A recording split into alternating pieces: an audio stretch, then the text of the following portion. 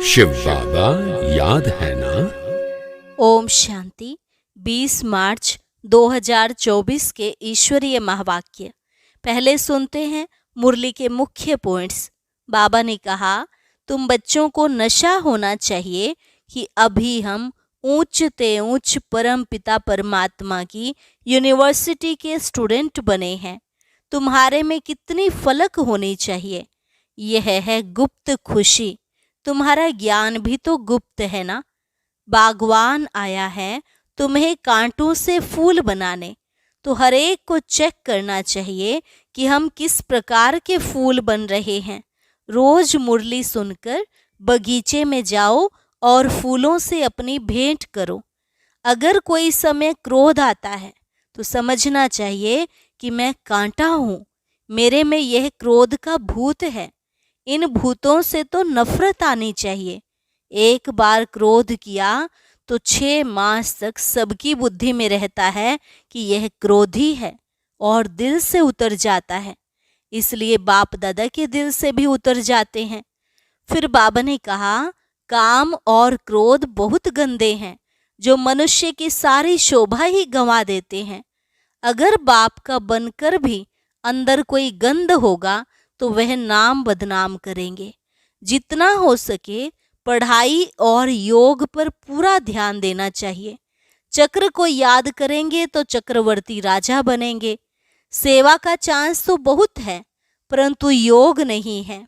इसलिए सर्विस करते करते कई बच्चों के गले थक जाते हैं, लेकिन तीर नहीं लगता। इसलिए याद में रहकर बड़ा युक्ति से समझाना चाहिए। और लास्ट में बाबा ने कहा, सवेरे सवेरे याद की यात्रा करो तो बहुत फायदा होगा। ऐसे भी नहीं कि सिर्फ सुबह को याद करना है। उठते बैठते खाते पीते याद में रहो। सर्विस करो तो भी तुम यात्रा पर ही हो। और अब सुनते हैं महावाक्यों को विस्तार से। मुरली का सार।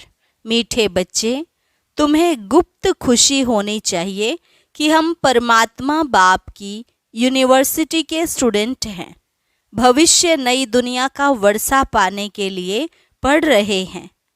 प्रश्न, किस स्मृति में सदा रहो तो दैवी गुण धारण होते रहेंगे? उत्तर, हम आत्मा शिव बाबा की संतान हैं। बाबा हमें कांटों से फूल बनाने आए हैं। यही स्मृति सदा रहे तो दैवी गुण धारण होते रहेंगे। पढ़ाई और योग पर पूरा ध्यान रहे। विकारों से नफरत हो तो दैवी गुण आते जाएंगे। जिस समय कोई विकार वार करे तो समझना चाहिए मैं कांटा हूँ, मुझे तो फूल बनना है। ओम शांति। बच्चों की बुद्धि में है कि हम रूहानी यूनिवर्सिटी में बैठे हैं। यह नशा होना चाहिए। ऑर्डिनरी रीति स्कूल में जैसे बैठते हैं ऐसे यहाँ बुद्धू होकर नहीं बैठना है। बहुत बच्चे जैसे बुद्धू होकर बैठते हैं। याद रहना चाहिए यह ऊंच ते ऊंच परम पिता परमात्मा की यूनिवर्सिटी है। उनके हम स्टूडेंट हैं, तो तुम्हारे में कितनी फलक होनी चाहिए। यह है गुप्त खुशी, गुप्त ज्ञान। हर एक बात गुप्त है। कईयों को यहाँ बैठे भी बाहर के गंदे ख्यालात आते रहते हैं। यहाँ तुम पढ़ते हो भविष्य नई दुनिया का वर्षा पाने के लिए, तो तुमको कितनी खुशी होनी चाहिए। दैवी गुण भी होने चाहिए। भले यहाँ सब ब्राह्मण ही आते हैं, वहाँ की कीचड़ पट्टी से तो तुम निकल कर यहाँ आते हो, तो तुम बच्चों को कितना खुशी में रहना चाहिए। सारी दुनिया इस समय गंध में पड़ी है। कहाँ कलयुगी गंध, कहाँ सतयुगी फुलवाड़ी। कलयुग में एक दो को कांटे लगाते रहते हैं। तुमको तो अब फूल बनना है, तो कितनी खुशी रहनी चाहिए। हम अब फूल बनते हैं। यह बगीचा है।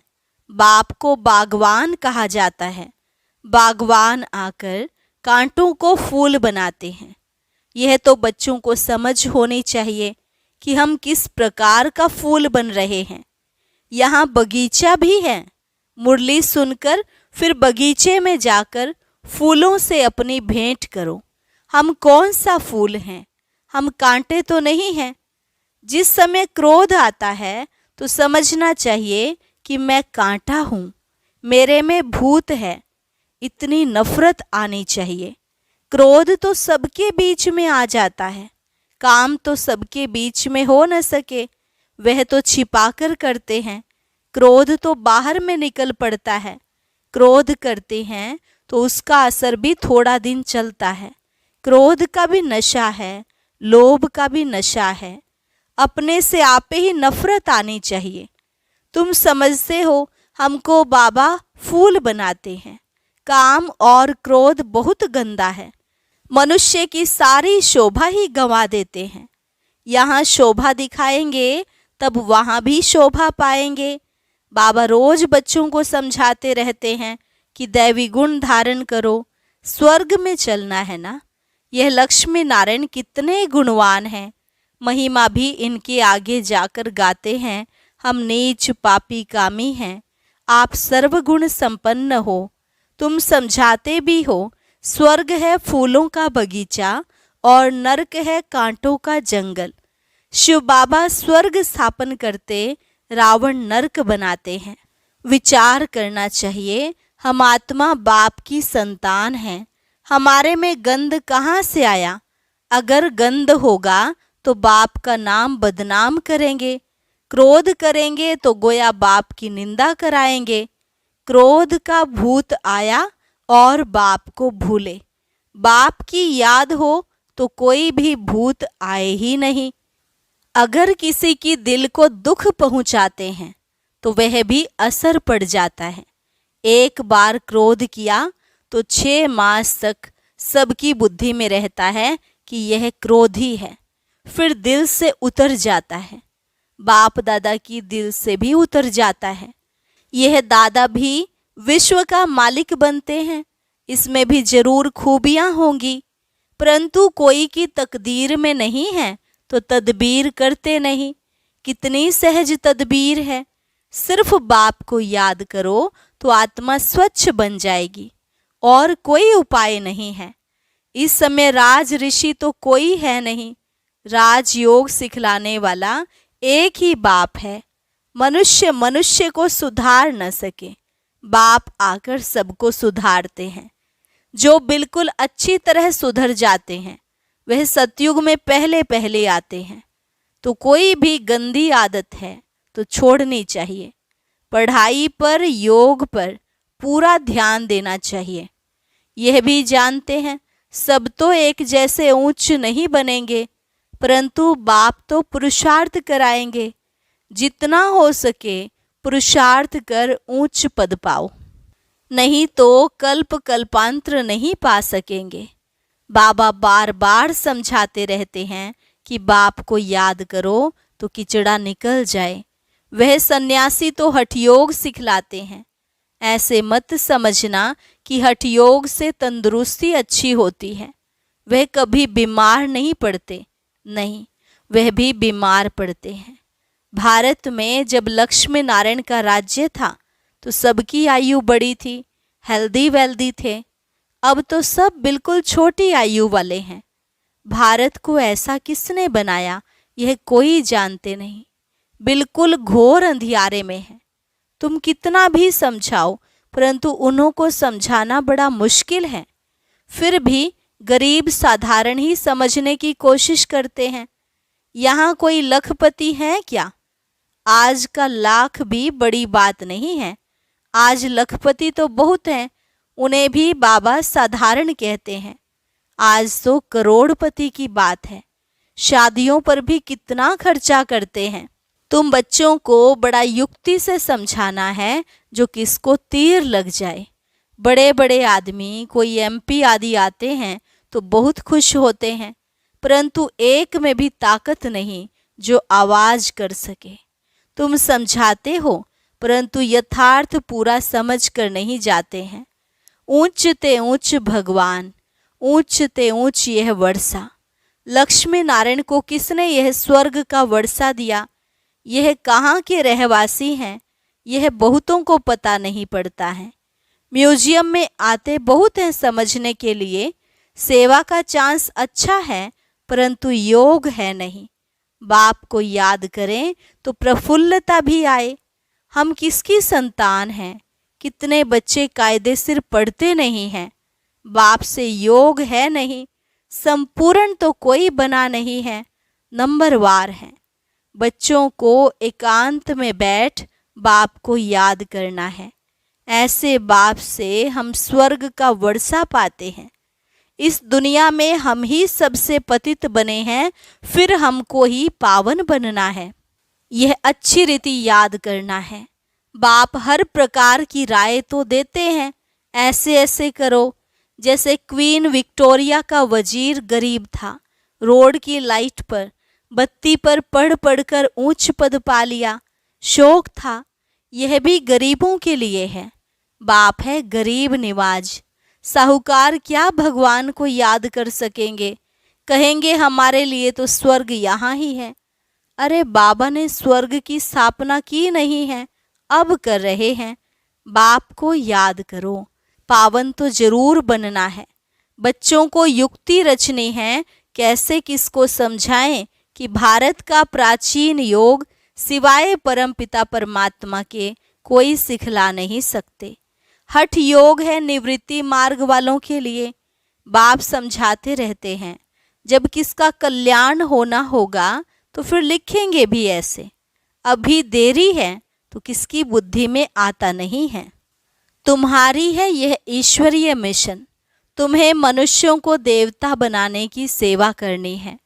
दुनिया में तो अनेक प्रकार की मतें निकलती रहती हैं, तो उनका कितना शो होता है। अंधश्रद्धा कितनी है। रात दिन का फर्क है। तुम ब्राह्मणों में भी रात दिन का फर्क है। कोई तो कुछ भी जानते नहीं है। बहुत सहज अपने को आत्मा समझो, बाप को याद करो तो पाप कट जाएंगे। दैवी गुण धारण करो तो ऐसे बन जाएंगे। ढिंढोरा पिटवाते रहो, देह अभिमान ना हो तो ढोलक गले में डाल सबको बताते रहो कि बाप आया है। कहते हैं मुझे याद करो तो तुम पतित से पावन बन जाएंगे। यह घर घर में संदेश देना है। सभी पर कट जंक चढ़ी हुई है, तमो प्रधान दुनिया है। सबको बाप का पैगाम जरूर पहुंचाना है। पिछाड़ी में तुम्हारी वाह वाह निकलेगी। कहेंगे कमाल है इन्हों की, इतना जगाया परंतु हम जगे नहीं। जो जगे उन्होंने पाया, जो सोए उन्होंने खोया। बाप बादशाही देने आते हैं, फिर भी खो लेते हैं। सर्विस की युक्तियां रचनी चाहिए। बाप आया है, कहते हैं मामे कम याद करो तो विकर्म विनाश होंगे। पवित्र बन पवित्र दुनिया का मालिक बन जाएंगे। याद नहीं करेंगे तो पाप कटेंगे नहीं। कोई भी कट ना रहे तब ऊंच पद पा सकते हो, नहीं तो पद भी कम, सजाएं भी खाएंगे। सर्विस की अच्छी मार्जिन है। चित्र साथ में ले जाने से सर्विस कर सकेंगे। चित्र ऐसे अच्छी रीति बनाने चाहिए जो खराब ना हो। यह चित्र बहुत अच्छी चीज है। बाकी मॉडल्स तो खिलौने हैं। बड़े बड़े आदमियों के बड़े बड़े चित्र होते हैं, हजारों वर्ष भी चलते हैं। तुम्हारे यह 6 चित्र काफी हैं। बोलो यह सृष्टि का चक्र कैसे फिरता है, हम आपको समझाएंगे। इस चक्र को याद करने से तुम चक्रवर्ती राजा बनेंगे। बैज भी बहुत अच्छा है, परंतु इनकी वैल्यू बच्चों के पास नहीं है। इस पर भी तुम समझाते रहो तो भी तुम्हारी कमाई बहुत होगी। यह बैज तो ऐसा है जो छाती से लटका रहे। यह बाबा इस ब्रह्मा द्वारा यह वर्षा देते हैं। ट्रेन में भी चक्र लगाते यह समझाते रहो। छोटे बच्चे भी कर सकते हैं, तुमको कोई मना नहीं कर सकते। यह बैज ऐसी चीज है, हीरे जवाहर फल फूल महल सब कुछ इसमें मर्ज है, परंतु बच्चों की बुद्धि में नहीं आता है। बाबा ने बहुत बारी समझाया है, चित्र साथ में जरूर हो। तुमको कोई उल्टा सुल्टा भी बोलेंगे।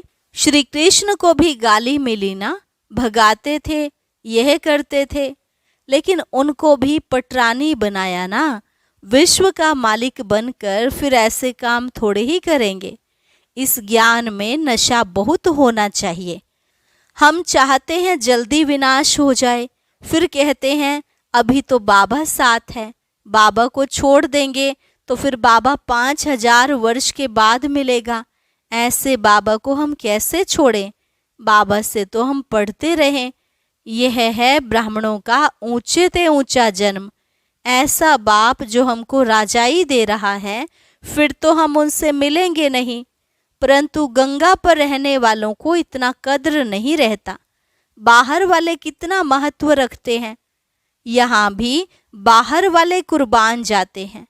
अगर योग का बल नहीं है तो किसी पर भी समझाने का असर नहीं होता। कुछ भी समझते नहीं।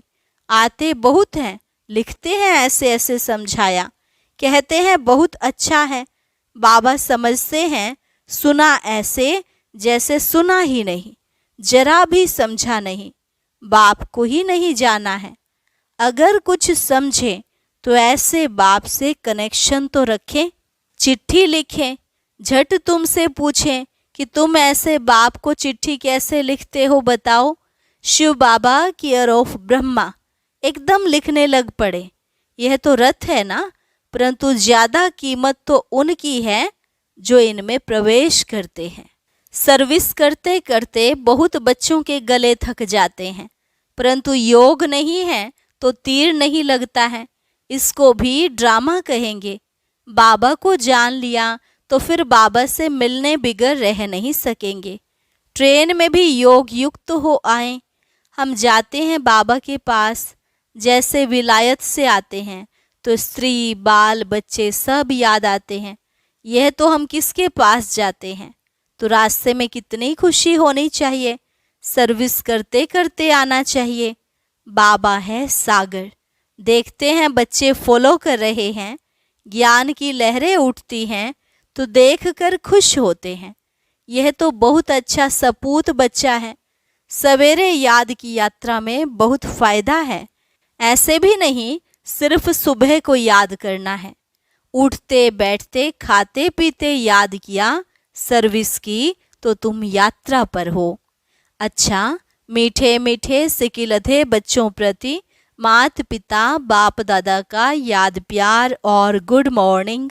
रूहानी बाप की रूहानी बच्चों को नमस्ते। रूहानी बच्चों की रूहानी बाप दादा को नमस्ते नमस्ते, गुड मॉर्निंग। धारणा के लिए मुख्य सार। पहली पॉइंट, किसी की दिल को दुखी नहीं करना है। अंदर कोई भी भूत है तो जांच करके उसे निकालना है। फूल बन सबको सुख देना है। दूसरी पॉइंट, हम ज्ञान सागर के बच्चे हैं तो अंदर ज्ञान की लहरें सदा उठती रहें। सर्विस की युक्तियां रचनी हैं, ट्रेन में भी सर्विस करनी है, साथ साथ पावन बनने के लिए याद की यात्रा पर भी रहना है। वरदान, याद और सेवा के बैलेंस द्वारा बाप की मदद का अनुभव करने वाले ब्लेसिंग के पात्र आत्मा भव। याद और सेवा के बैलेंस द्वारा बाप की मदद का अनुभव करने वाले ब्लेसिंग के पात्र आत्मा भव। जहाँ याद और सेवा का बैलेंस अर्थात समानता है, वहाँ बाप की विशेष मदद अनुभव होती है। यह मदद ही आशीर्वाद है, क्योंकि बाप दादा अन्य आत्माओं के मुआफिक आशीर्वाद नहीं देते। बाप तो है ही अशरीरी, तो बाप दादा की आशीर्वाद है सहज स्वतः मदद मिलना, जिससे जो असंभव बात है वह संभव हो जाए। यही मदद अर्थात आशीर्वाद है। ऐसी आशीर्वाद की पात्र आत्माएं हो जो एक कदम में पद्मों की कमाई जमा हो जाती है। स्लोगन, सकाश देने के लिए अविनाशी सुख, शांति व सच्चे प्यार का स्टॉक जमा करो। सकाश देने के लिए अविनाशी सुख, शांति व सच्चे प्यार का स्टॉक जमा करो। अच्छा, आज का अव्यक्त ज्ञान मोती बहुत विशेष है, सभी भाई बहनें जरूर सुने। अव्यक्त ज्ञान मोती सुनने के लिए ऊपर दिए गए बॉक्स पर क्लिक करें।